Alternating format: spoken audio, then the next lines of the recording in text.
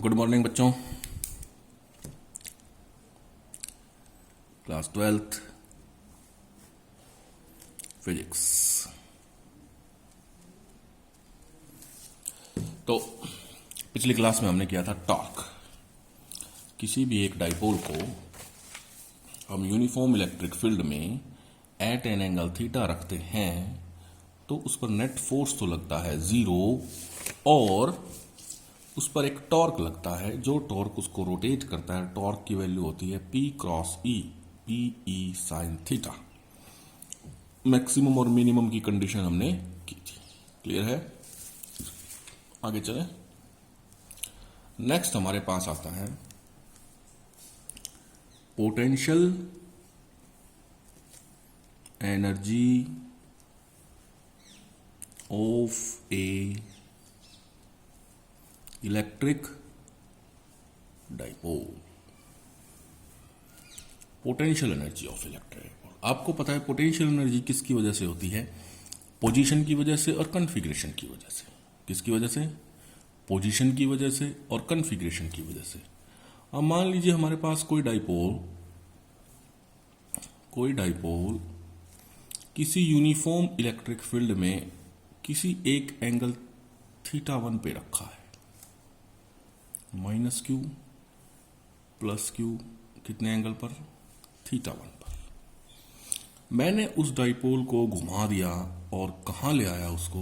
वही -q +q, उसको घुमा के इलेक्ट्रिक फील्ड के साथ कितने का एंगल बना दिया? θ2 का एंगल बना दिया। कितने का एंगल बना दिया? θ2 का। क्लियर है? यानी उस डाइपोल को हमने घुमाया तो उसकी पोजीशन चेंज होगी और पोजीशन की वजह से उसमें जो एनर्जी से स्टोर हो गई वो कहलाती है potential energy. So potential energy of a dipole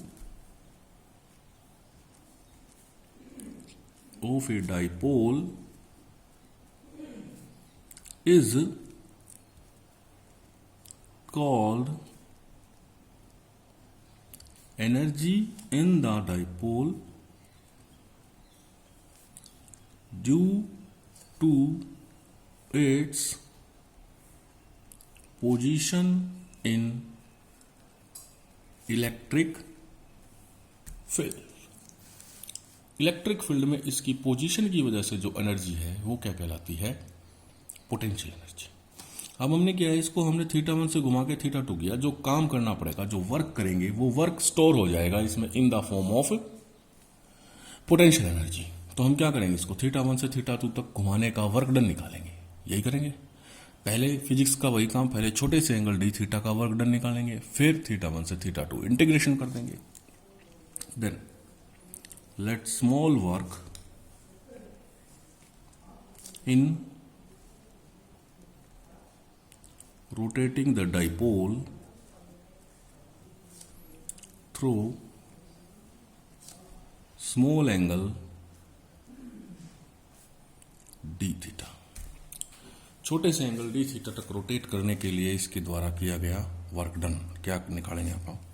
छोटा सा work done TW is equal to tau d θ। Torque into में छोटा सा एंगल d θ। कैसे? 11th में हमने किया था वर्क डन। लीनियर मोशन में वर्क डन होता है F.ds, फोर्स इंटू में डिस्प्लेसमेंट। रोटेशनल मोशन में जो काम फोर्स का होता है वो काम टॉर्क का होता है और एंगुलर डिस्प्लेसमेंट होता है d θ। तो वर्क डन क्या आ गया? टॉ d θ, क्योंकि इसमें डाइपोल घूम रहा है। ठीक है। टॉर्क की value PE sine theta d θ। Torque की वैल्यू तो PE sine theta d θ। For complete PE sine theta d θ θ1 to θ2। It implies PE बाहर आ गया, sine theta d θ θ1 to θ2। It will be equal to PE sine theta का integration minus cos theta θ1 to θ2। W is equal to minus बाहर ले आया PE cos of theta 2 minus cos of theta 1।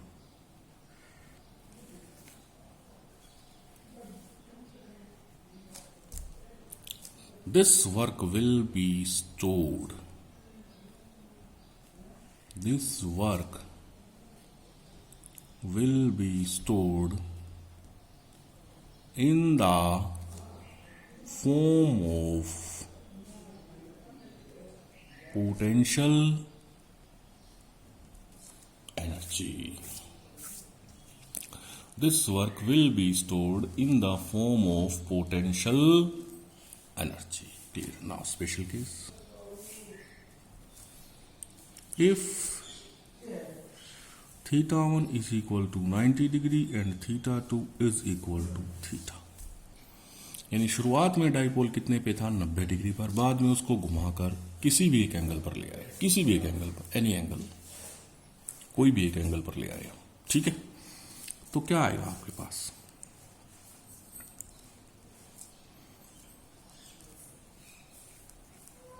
Then potential energy को U से denote कर देंगे। U will be equal to minus के PE cos of theta 2 है theta 1 है 90, तो then potential energy is equal to minus के PE cos of theta, cos 90 0। A B cos theta को आप क्या लिख सकते हैं? A dot B. Potential energy will be equal to minus Kp dot E।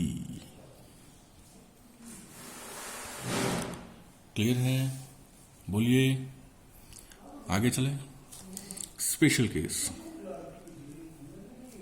The dipole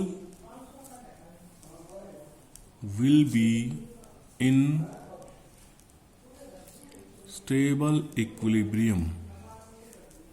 dipole stable equilibrium में होगा। Stable equilibrium, कोई भी बॉडी स्टेबल इक्विलिब्रियम में जब मानी जाती है जब उसकी एनर्जी है ना कम से कम हो, मिनिमम एनर्जी। क्या हो? Minimum energy. क्लियर है? तो उसके लिए आपको क्या करना पड़ेगा? U is equal to minus P E cos theta की वैल्यू मिनिमम, पोटेंशियल एनर्जी की मिनिमम वैल्यू होनी चाहिए। For this potential energy is equal to minimum. Potential energy क्या होनी चाहिए? पोटेंशियल एनर्जी क्या होनी चाहिए? मिनिमम। पोटेंशियल एनर्जी मिनिमम होने के लिए cos theta should be equal to 0 value. ठीक है, कॉस थीटा की वैल्यू क्या होनी चाहिए? 0। बताइए। नहीं, मिनिमम वैल्यू क्या होती है? देखिए एक बार देखिए हम, u इज इक्वल टू, हमारे पास वैल्यू है minus P E cos theta. Clear है? इसकी वैल्यू मिनिमम क्या होगी? माइनस पीई, और मैक्सिमम वैल्यू क्या होगी एनर्जी की? Plus PE. दो एनर्जी वैल्यू मिलेगी, माइनस पीई प्लस पीई। अब माइनस पीई के लिए क्या होना चाहिए? कॉस थीटा की वैल्यू 1 होनी चाहिए। Cos theta should be equal to 1 and theta should be equal to 0 degree. यानी थीटा 0 का मतलब क्या है? डाइपोल की पोटेंशियल एनर्जी मिनिमम होगी, ये थीटा 0 कब होगा? ये डाइपोल घूमकर पैरेलल आ जाए इलेक्ट्रिक फील्ड में, है ना? Clear? It means when dipole will be parallel to electric field. अब सोनिए, मैक्सिमम वैल्यू क्या होगी? Plus P E. Plus P E value बनाने के लिए हमें क्या करना पड़ेगा? प्लस पीई बनाने के लिए कोस थीटा की वैल्यू -1 आनी चाहिए। -1 आएगी तो minus minus plus. Cos theta की -1 वैल्यू कब होती है? जब थीटा की वैल्यू 180 डिग्री होती है। तब हमारा डाइपोल क्या होगा? Unstable equilibrium. स्टेबल इक्विलिब्रियम कब होगा? जब एनर्जी ज्यादा से ज्यादा।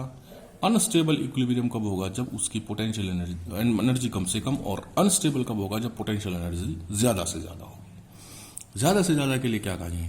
कोस थीटा की वैल्यू कितनी होनी चाहिए? -1, ताकि माइनस माइनस प्लस हो जाए ये वैल्यू। ठीक है?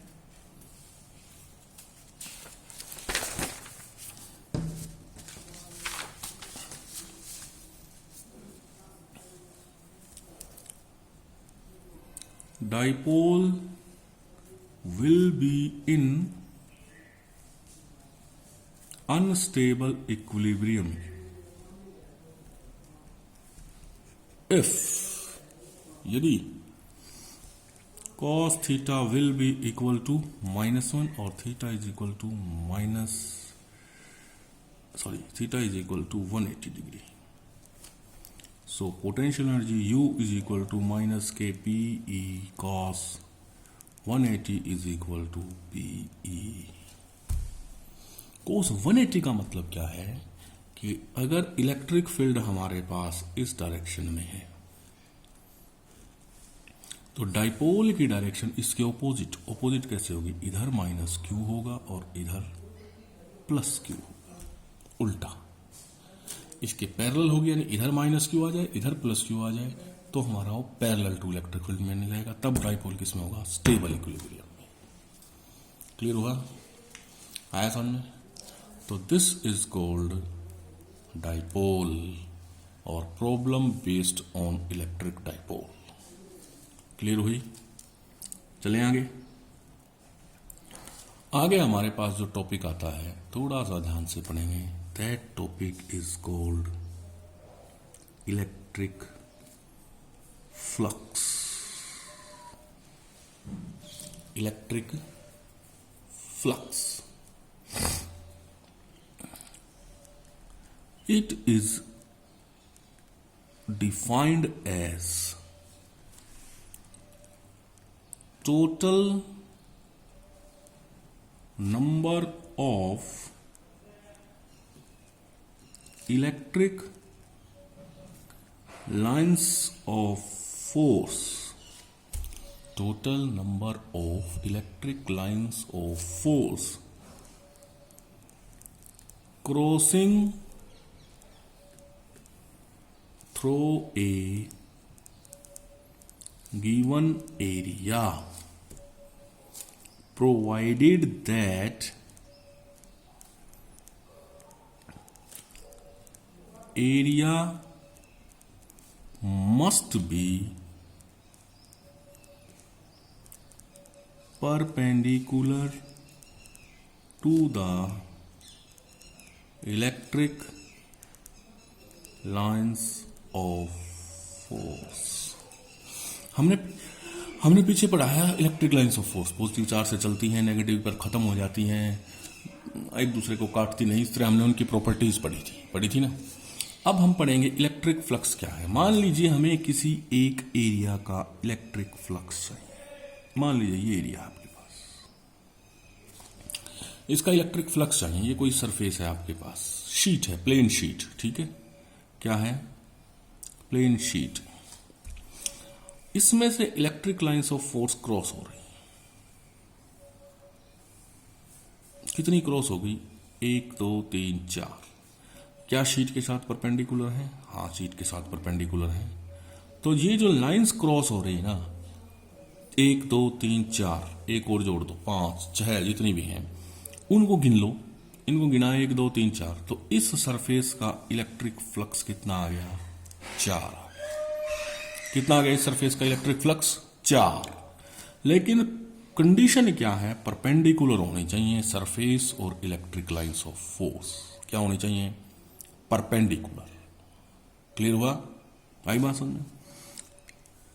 It is denoted by phi. Electric flux को हम फाई से डिनोट करते हैं, ठीक है। And phi is the product of electric field intensity with area. Phi is the dot product of electric field intensity with area. अब area आज तक हमने स्केलर पढ़ा है, एरिया तो स्केलर क्वांटिटी होता है, यहां हमने उसके ऊपर क्या लगा दिया, वेक्टर। पढ़ेंगे कैसे वेक्टर क्वांटिटी होता है। इलेक्ट्रिक फील्ड इंटेंसिटी का डॉट प्रोडक्ट किसके साथ, एरिया के साथ, ये हमारा क्या कहलाता है, इलेक्ट्रिक फ्लक्स। क्लियर है, बोलिए। एंगल क्या होना चाहिए, 90 डिग्री, तब इलेक्ट्रिक फ्लक्स पता चलेगा, ठीक है। Dot product E dot A किसके साथ, इलेक्ट्रिक फ्लक्स की वैल्यू। क्लियर है, बोलिए, आगे चले। अब इसको थोड़ा सा और एक्सप्लेन करते हैं, आगे हम इसको। तो लाइन कितनी गई, 1 2 3 4। तो इस फ्लक्स, इस सरफेस का फ्लक्स कितना आ गया, 4 आ गया। कितना आ गया, 4। It is a scalar quantity. ये क्या है, स्केलर क्वांटिटी है, कोई यूनिट नहीं होती, बस संख्या है ये तो, एक तरह से सम नंबर। 1 2 3 4 आ गया आपके पास, बस नंबर है तो स्केलर क्वांटिटी हो गई अपने आप ही। सेकंड केस इसमें जो इंपॉर्टेंट है वो क्या है, if surface is not perpendicular by chance. अगर सरफेस परपेंडिकुलर नहीं है तो क्या होगा, चलिए देखते हैं।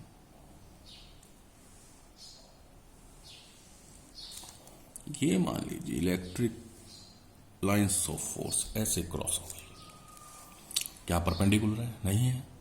तो हम क्या करेंगे, एक छोटा सा सरफेस एरिया कंसीडर करेंगे। Let a small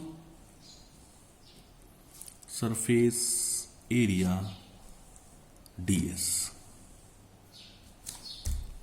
electric lines of force जिस तरफ गई उस तरफ इलेक्ट्रिक फील्ड इंटेंसिटी। क्लियर है, बोलिए। अगर ये परपेंडिकुलर होता तो इलेक्ट्रिक फील्ड इंटेंसिटी की वैल्यू होती E.ds, सीधी सी बात है, यही होती ना, E.ds। लेकिन ये परपेंडिकुलर नहीं है, तो हम क्या करेंगे, मान लीजिए हमारा एरिया है जो वो इस टाइप से है, ये हमारी शीट है, ये क्या है, हमारी शीट। क्लियर है, ये हमारी शीट है। तो ये हमारा एरिया यहां पर इस तरह से खड़ा है, इस तरह से। इलेक्ट्रिक लाइंस ऑफ फोर्स ऐसे क्रॉस हो रही है, इसमें से ऐसे क्रोस हो गई। अगर ये ऐसे जाती तो एंगल क्या हो जाता, 90 डिग्री। लेकिन अब ये क्या कर रही है, ऐसे जा रही है। ठीक है, तो हमने एक छोटा सा सरफेस एरिया ले लिया, इसके यहां पर ds, छोटा सा सरफेस एरिया लिया। अब इस सरफेस एरिया के साथ 90 डिग्री पर हम एक वेक्टर खींचेंगे अपनी तरफ से, उसको कहेंगे unit normal outward area vector. कोई भी सरफेस लेंगे आप, उसके साथ 90 डिग्री पर अपनी तरफ से बाहर की तरफ, आउटवर्ड बाहर की तरफ, अगर कोई सरफेस बंद है, आउटवर्ड बाहर की तरफ एक वेक्टर खींचेंगे 90 डिग्री पर। अब इलेक्ट्रिक फील्ड और इसके बीच का एंगल क्या आ गया, थीटा। क्या आ गया, थीटा। तब हमारा छोटा सा, इस छोटे से सरफेस का छोटा सा इलेक्ट्रिक फ्लक्स होगा E.NDS।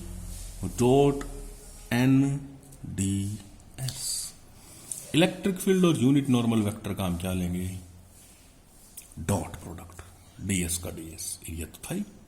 क्लियर, यानी अगर परपेंडिकुलर हो तो सीधा E.A, परपेंडिकुलर ना हो तो आपको छोटा सा सरफेस एरिया मानो और उसका एक यूनिट नॉर्मल आउटवर्ड वेक्टर खींच दो बाहर की तरफ, ऐसा वेक्टर जो परपेंडिकुलर हो सरफेस के साथ, जो परपेंडिकुलर हो सरफेस के साथ। यानी इलेक्ट्रिक फील्ड और एरिया का डॉट प्रोडक्ट तभी होगा जब दोनों परपेंडिकुलर हो। अगर परपेंडिकुलर नहीं है तो एक वेक्टर खींचो जो परपेंडिकुलर होगा, जो परपेंडिकुलर होगा फिर उसका इलेक्ट्रिक फील्ड के साथ क्या हो जाएगा, डॉट प्रोडक्ट आ जाएगा।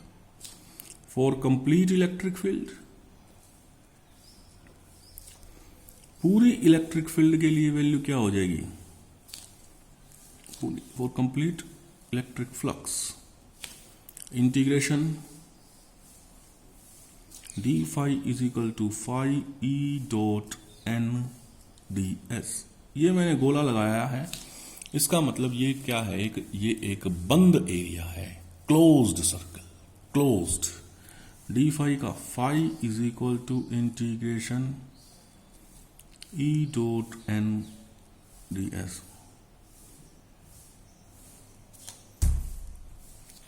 phi is equal to E.NDS, integration कर दिया हमने इसका। फाइनल फॉर्मूला है इलेक्ट्रिक फ्लक्स का, final formula. Clear? Unit of electric flux, unit of phi, E into में area, newton coulomb -1 electric field intensity unit, और एरिया की मीटर स्क्वायर। यूनिट आ गई आपके पास किसकी? इलेक्ट्रिक फ्लक्स की। क्लियर हुआ? आया समझ में? तो इलेक्ट्रिक फ्लक्स क्या है आपके पास? किसी भी सरफेस में से जितनी लाइन गुजरती है उनको गिन लो। क्लियर? और गिन नहीं सकते तो क्या है? E dot A electric field की वैल्यू गुणा में एरिया, डॉट प्रोडक्ट कर दो। अगर परपेंडिकुलर है तो, परपेंडिकुलर नहीं है तो आपको छोटा सा सरफेस एरिया मानना पड़ेगा, और आप क्या करो, उस per unit normal outward vector खींचो, उन दोनों के बीच का एंगल आएगा, वो हो जाएगा हमारे पास कॉस थीटा। तो ये क्या वैल्यू आ जाएगी? E N dot D S. Clear है? बोलिए। तो ये कहलाता है आपके पास इलेक्ट्रिक फ्लक्स। आज के लिए इतना ही करो। कल इलेक्ट्रिक फ्लक्स की मोस्ट इंपोर्टेंट गॉस लॉ और उसकी एप्लीकेशंस करेंगे। मोस्ट इंपोर्टेंट है, पेपर में 3 नंबर की पक्की आती है।